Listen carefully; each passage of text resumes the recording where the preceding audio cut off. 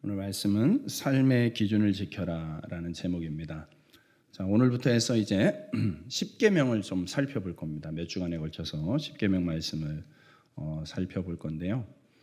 참 신기하게도 오늘 오전의 말씀과 오후의 말씀이 따로 각각 준비하는데 연결이 됩니다. 그리고 오늘 또 우리 헵시바 찬양 그 가사의 내용도 오늘 말씀의 주제와 연결이 됩니다. 그래서 하나님께서 우리에게 분명히 전하시는 메시지가 명확하다라는 생각이 들고요.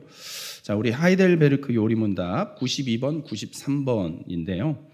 92문은 10계명입니다. 10계명인데 우리가 10계명 어디에 있죠? 찬송가에 있습니다. 찬송가에. 찬송가 표지 안에 10계명 정리해 놨죠. 늘 가까이 보는 거기 때문에 실은 잘 안 봅니다. 10계명을 잘 안 봐요. 그래서 이번 기회에 한번 천천히 우리 10계명을 좀 읽어보도록 하겠습니다. 자, 92문입니다. 하나님의 율법이 무엇입니까?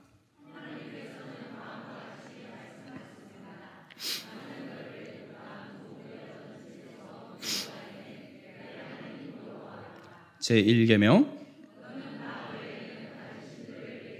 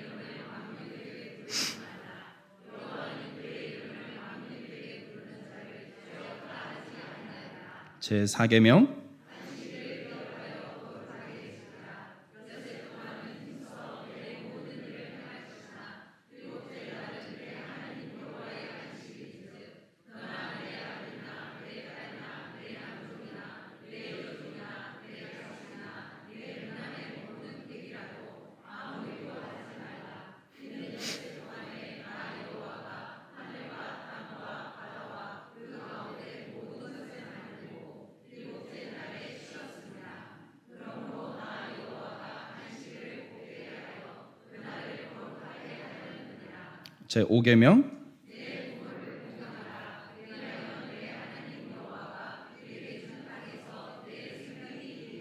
제6계명, 제7계명, 제8계명, 제9계명, 제10계명,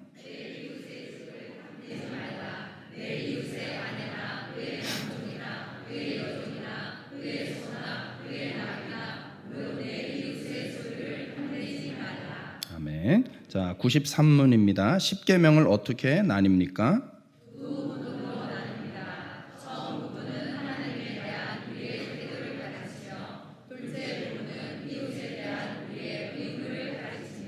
아멘. 네.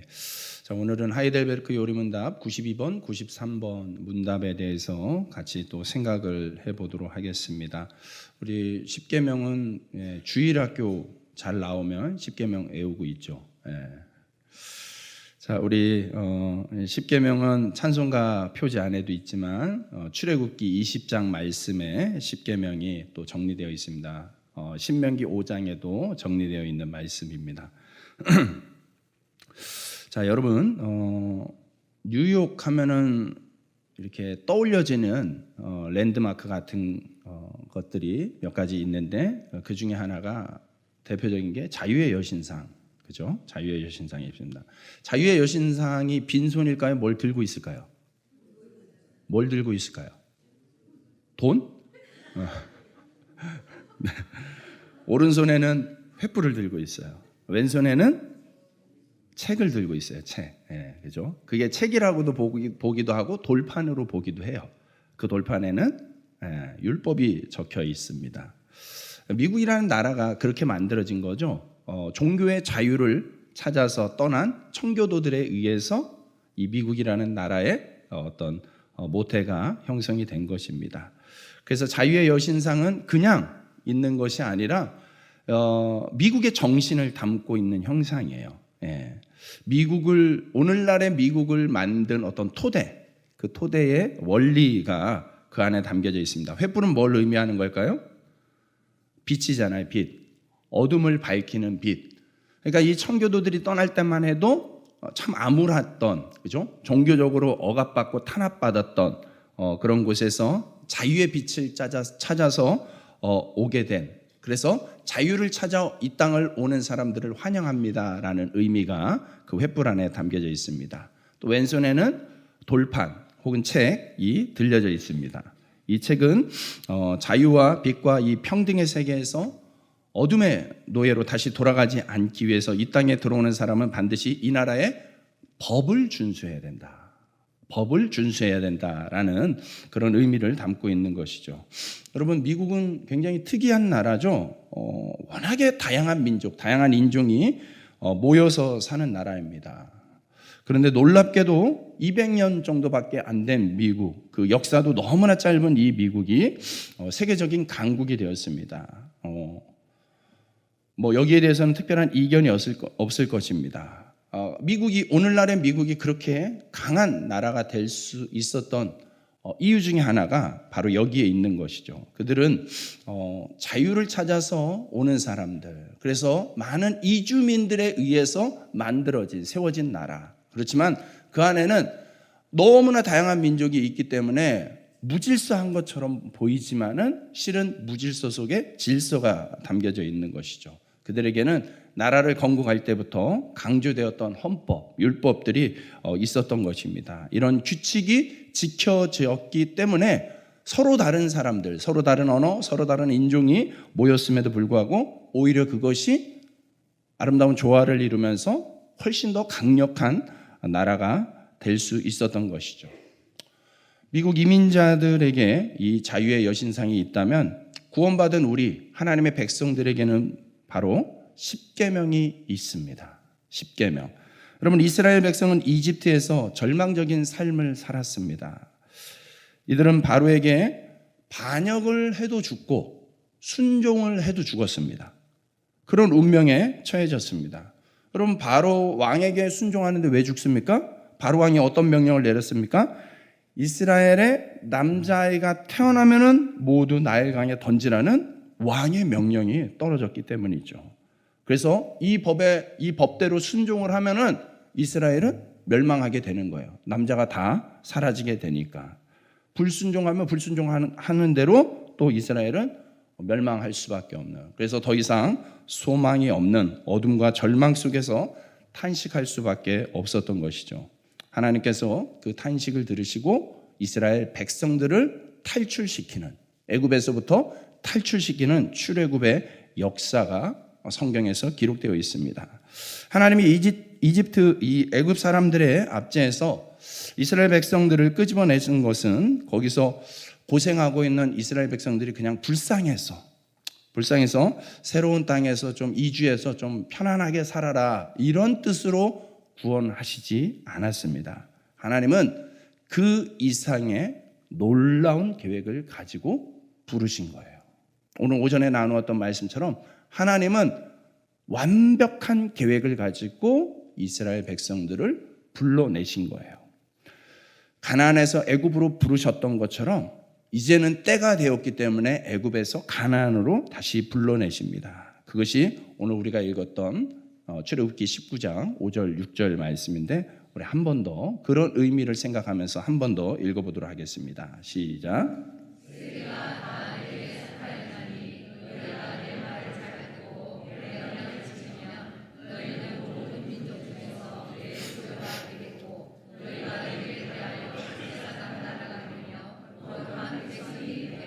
아멘. 하나님이 이 백성들을 불러내신 목적, 이유가 무엇이라고요? 그들을 내 소유로 삼겠다는 거예요. 하나님의 특별한 소유가 되겠다는 거예요. 그리고 온 세계와 하나님 사이, 이 단절된 이 세계를 다시 연결하는 민족, 거룩한 백성으로 하나님께서 세우기 위하여서 이들을 불러주신 것이죠. 그래서 그러한 부르심을 완성하기 위한 장치로서 백성들에게 주신 것이 바로 이 십계명이에요. 그래서 우리가 19장을 읽었지만은 그 뒤에 20장에 십계명에 대한 내용이 구체적으로 담겨져 있는 거예요. 이런 백성들의 어떤 정체성, 하나님이 이 백성들을 향해서 가지고 있는 그 비전을 먼저 선포하시고 그 비전이 이 십계명에 의해서 이루어질 것이라는 것을 말씀하신 거예요. 여러분, 이스라엘의 모든 법의 원형이 바로 이 십계명으로부터 비롯되는 것입니다. 이것이 얼마나 중요했으면 하나님께서 직접 십계명을 다 알려주실 뿐만 아니라 직접 돌에 새겨주시기까지 하셨어요. 하나님이 직접 쓰셨다고요, 그 글을. 그 정도로 하나님은 이 십계명을 가볍게 여기지 않으셨어요. 너무 중요하게 여기십니다. 직접 새기실 뿐만 아니라 이 돌판을 잘 보관하도록 하셨어요. 여러분, 이 돌판이 어디에 보관이 됩니까? 법궤 안에 들어가는 물건 3가지 중에 하나가 이 십계명 돌판인 것이죠. 또한 하나님은요, 선지자들을 통하여서 이 십계명을 자주 인용하시면서 말씀하셨어요. 심지어는 예수님조차도 이 땅에 오셔서 이 십계명을 자주 인용해서 말씀하셨습니다.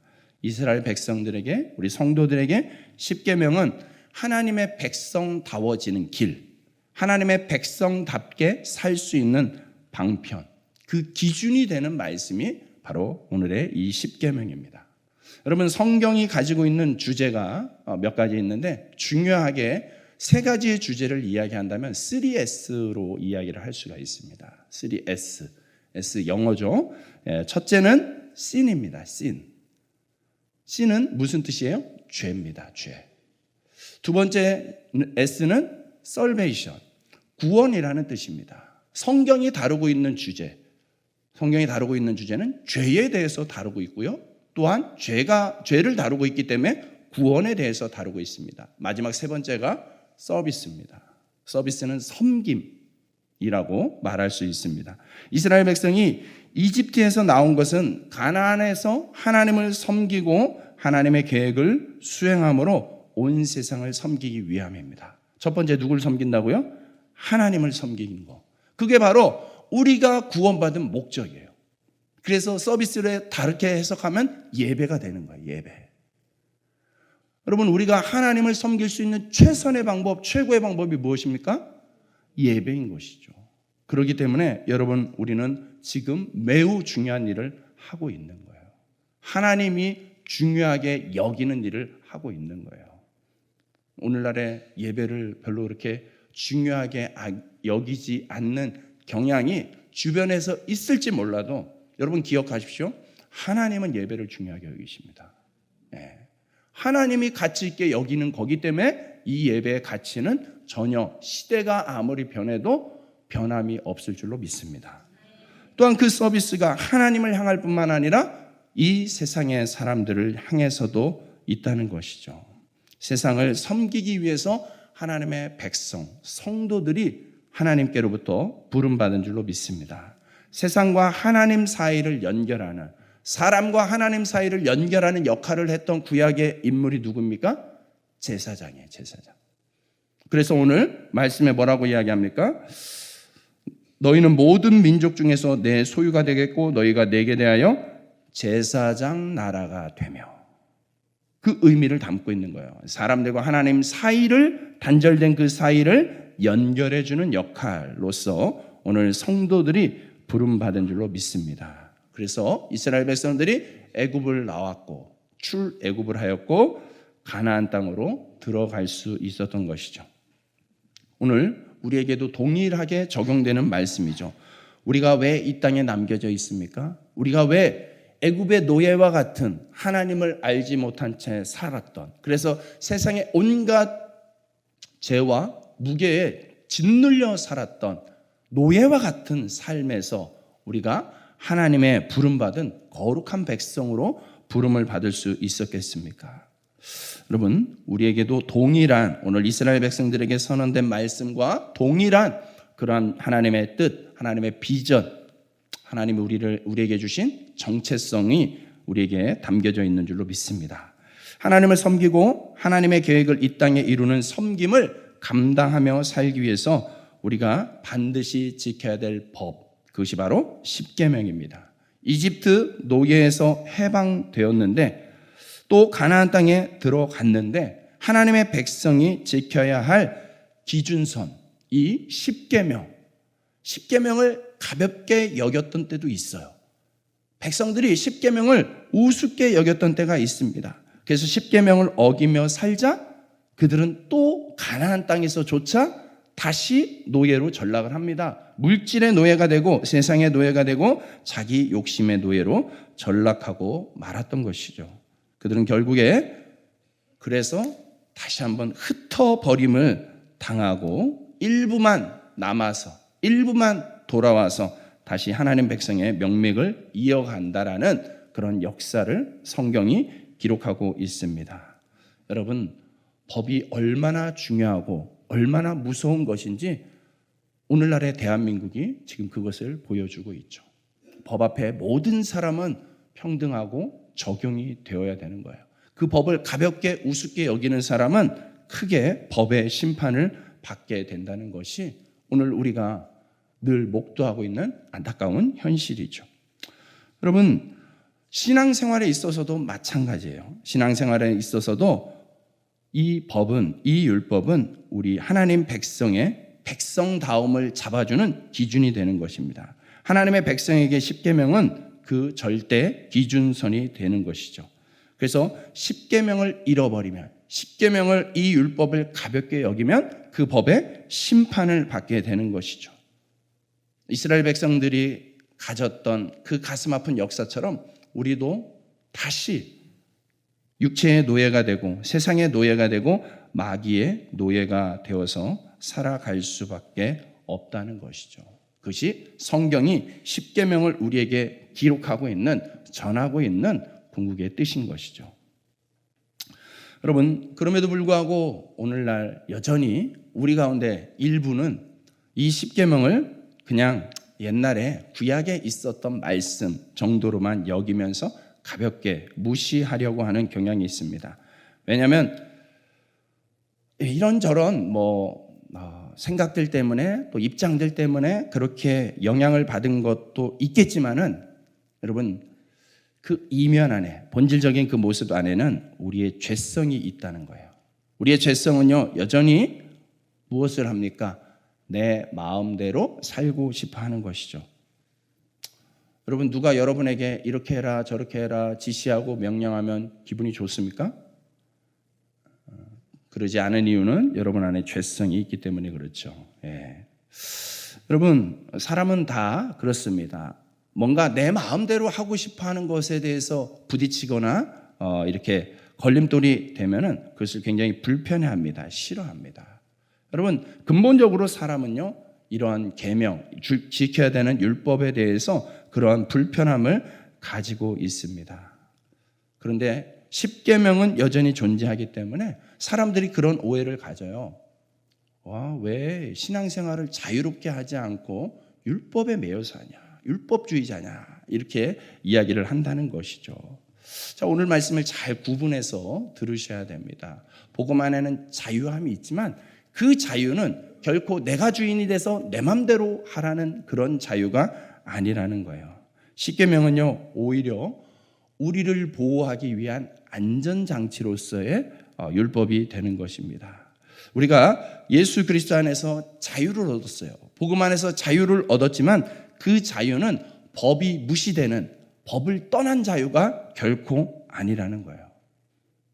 여러분, 예를 들어서 요 앞에 화성 드림파크 아파트가 있습니다. 한 15층 되나요? 20층 되나요? 여러분, 아파트 꼭대기에 올라가서 뛰어내릴 자유가 여러분에게 있습니다.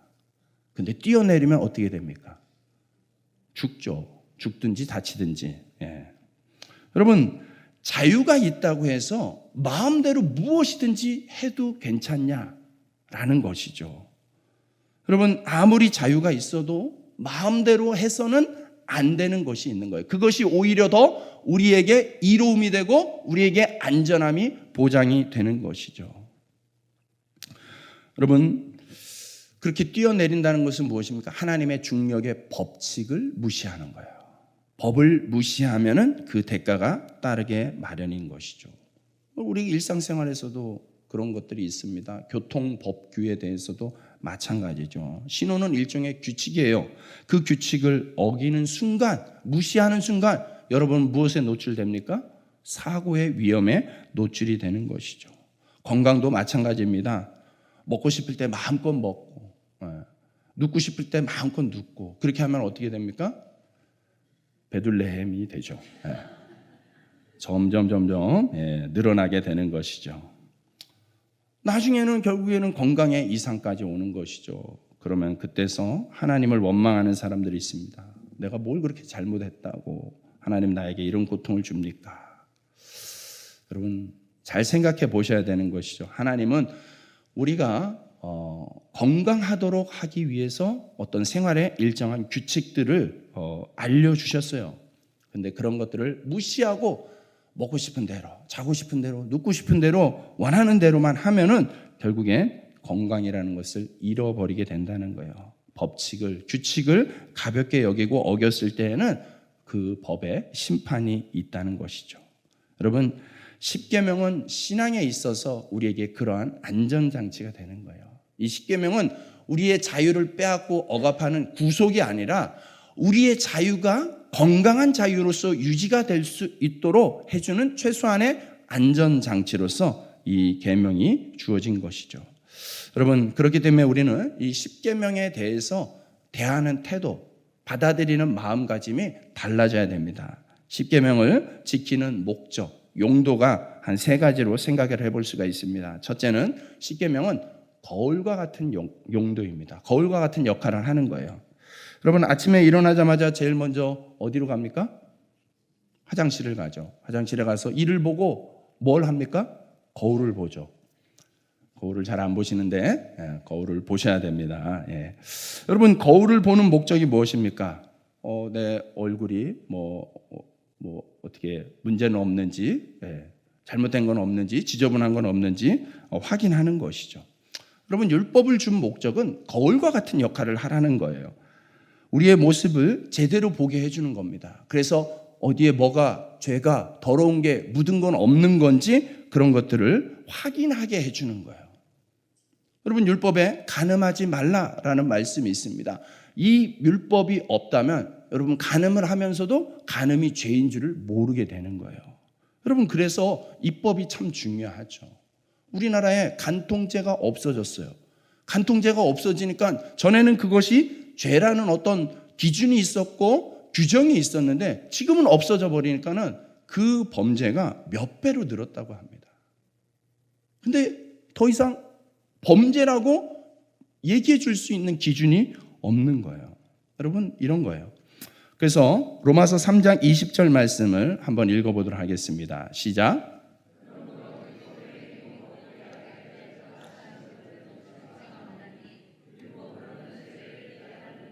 아멘. 율법은 거울이에요. 율법으로는 죄를 깨닫는 역할을 할 수 있는 거예요.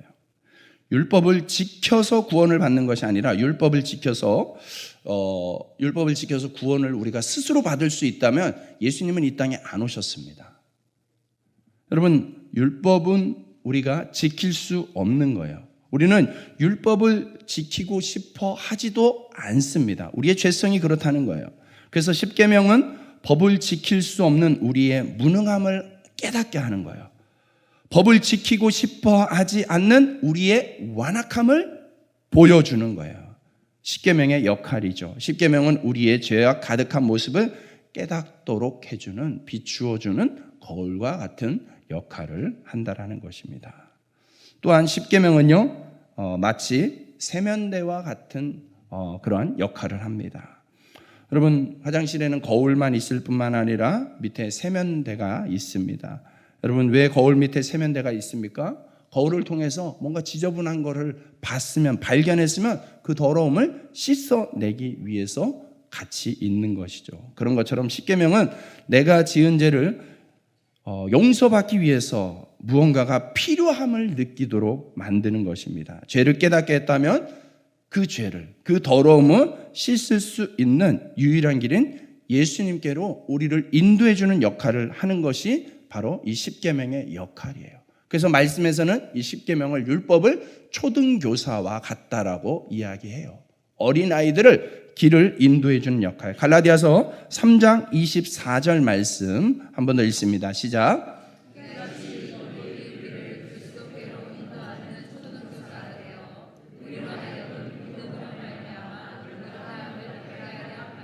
아멘. 네, 그렇죠. 그게 율법의 역할이에요. 율법으로 우리의 한계를 보고, 우리의 부족함을 보고, 우리의 잘못됨을 보고, 그걸 고쳐야 되겠구나라는 걸 깨닫게 함으로, 그러므로 우리는 예수 그리스도가 필요한 존재임을 다시 한번 확인할 수 있는 것이 십계명이 우리에게 주는 어떤 은혜인 것이죠. 마지막 세 번째는, 십계명은요, 다림줄과 같은 역할을 합니다. 다림줄이 뭐예요? 건축할 때 쓰는 거죠. 오늘날에는 디지털로 많이 바뀌어서 레이저로 기준을 잡고 이렇게도 하지만은 예전에만 해도 이렇게 실에다가 밑에 무거운 줄을 해가지고 이걸로 기준을 잡았던 거예요. 다림줄. 다림줄은 바로 율법이 우리에게 교육적인 어떤 역할을 한다라는 것을 보여줍니다. 우리가 어떻게 예수님을 닮아갈 수 있는가? 우리가 어떻게 하면 하나님의 형상을 회복할 수 있는가? 우리가 어떻게 하면 죄에서는 돌이키고 하나님께로 더 가까워질 수 있는가?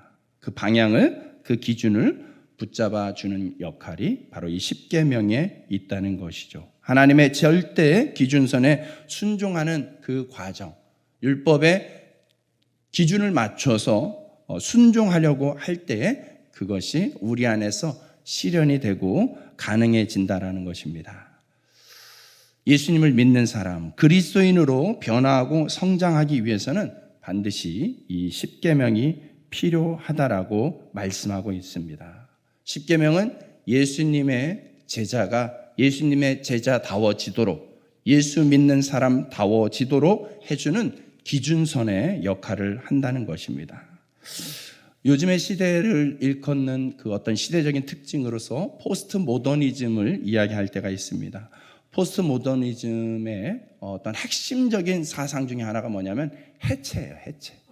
모든 것의 어떤 전통, 기준, 이런 것들을 무너뜨리는 거예요. 서양이건 동양이건 깨져서는 안 되는 어떤 룰이 있습니다. 절대 법칙 같은 것들이 있었는데 그런 것들이 이제 이 포스트 모더니즘 시대에서는요, 그런 것들이 도전을 받고 위협을 받고 실질적으로 많은 것들이 무너지고 있습니다. 포스트 모더니즘의 영향 때문에 생겨나는 것이 무엇입니까? 대표적으로 우리가 지금 예민하게 굴고 있는 제3의 성이죠. 우리는 전통적으로 당연하게 사람은 남성과 여성이 있는 거다라는 것이 우리에게는 너무나 익숙한데 오늘날의 세대는 전혀 그렇게 생각하지 않는 사람들이 많아요. 생각보다 많아요. 꼭 남성과 여성이어야만 하는가? 제3의 성으로 구분하면 안 되는가? 해가지고 제3의 성, 제3-1성, 제3-2성 희한한 성들이 많습니다. 우리가 다 알 수 없는 그런 것들이에요. 대표적으로. 그러니까 전통적인 것들을 무너뜨리고자 하는 이런 사단에 보이지 않는 세력들이 많다는 거예요. 여러분, 그런 것들 안에는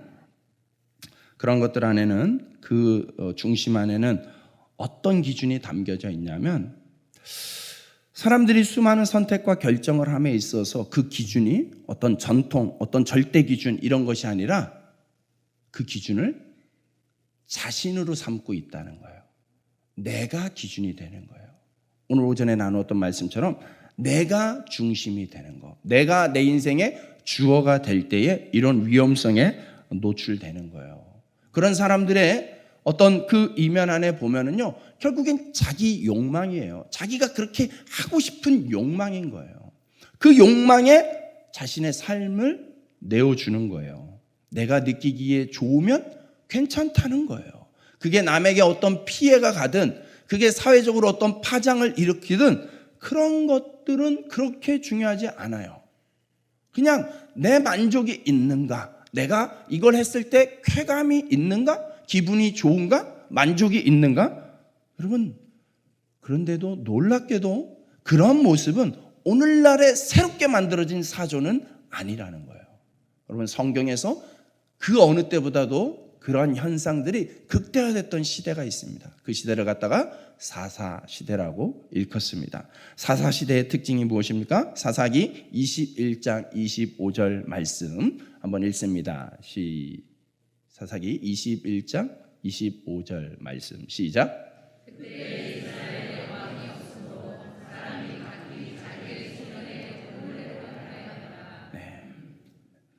사람이 자기 자신이 절대 기준선이 되는 순간 이런 암흑시대가 되는 거예요. 내가 기준이 되고 내가 주어가 되는 순간 여러분, 진정한 자유가 생겨나는 것이 아니라 타락으로 인하여서 멸망할 수밖에 없게 되는 것입니다. 여러분, 세상 사람들은 그렇게 살아도, 세상 사람들은 자기 만족, 자기 기쁨을 위해서 살아도 여러분 기억하십시오. 우리가 갖고 있는 자유는 우리는 그렇게 하지 않을 자유가 있다는 거예요. 할렐루야. 우리는 내 만족을 위해서 살지 않을 자유가 있다는 거예요. 내 기쁨만을 위해서 살지 않을 자유가 있다는 것입니다. 우리는 세상과 다른 기준을 가지고 살 수 있는 자유, 복음 안에서의 자유, 하나님이 기준이 되는 자유, 하나님이 만족하는 그러한 모습을 추구하는, 거기에 가치를 두고 살아가는 자유가 있다는 것입니다. 여러분, 십계명은 우리에게 그런 유익을 주고 있습니다. 너무나 안타깝게도 어떤 그러니까 신천지 같은 대놓고 이단, 거기는 뭐 논할 필요조차도 없는 정말 대놓고 이단, 하나님으로 믿지 않는 그런 이단 말고요. 그런 이단 말고 하나님을 믿는 것 같은데 뭔가 우리와 다른 신앙을 가지고 결국에 이단으로 규정되어지는 어떤 또 다른 이단의 무리들이 있습니다.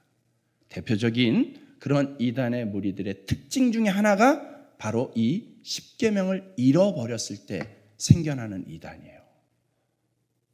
복음을 듣고 구원을 받았구나 라는 것에서만 끝내려고 해요. 아까 3S에서 신, 죄와 설베이션, 구원까지는 인정하는데 거기서 끝내요. 그 다음 이어져야 되는 서비스, 섬김에 대해서는, 순종에 대해서는 중요하게 여기지 않는 그런 이단들이 있습니다. 결국에 그런 이단들은요, 복음이 변질됩니다. 악용이 돼서요, 실컷 죄에서부터 구원을 받았는데 결국에 다시 죄로 돌아가는, 결국에 다시 자기가 왕이 되고 자기가 중심이 되어서 마음껏 타락하는 그런 잘못된 복음에, 잘못된 신앙에 빠져 있는 이단들이 있습니다. 여러분, 우리를 그러한 유혹으로부터, 그러한 변질로부터 지켜줄 수 있는 안전장치가 바로 오늘 이 십계명이라는 것을 기억할 수 있기를 주님의 이름으로 축복합니다. 그래서 십계명은 구약시대 백성들에게나 적용되어지는 옛 습관이 아니라 우리를 복음 안에서 더욱더 복음으로 충만하게 해주고 이 복음이 변질되지 않도록 붙잡아주는 그런 안전장치, 복음 안에서의 진정한 자유가 마음껏 자유로울 수 있는 그러한 안전장치로서 이 십계명의 말씀이 주어졌다라는 것을 기억할 수 있기를 주님의 이름으로 축복합니다. 그래서 이제 다음 주부터 해서 한 계명씩 그 계명 안에 담겨져 있는 의미, 그 원리를 함께 찾아보면서 발견하면서 우리의 삶이 이 시대에도 여전히 깨어있고 여전히 존재하는 하나님의 우리를 향한 안전장치, 사랑의 안전장치로서 이 십계명의 말씀이 충실해지는, 충만해지는 그런 은혜를 저와 여러분들이 함께 누릴 수 있기를 주님의 이름으로 축복합니다.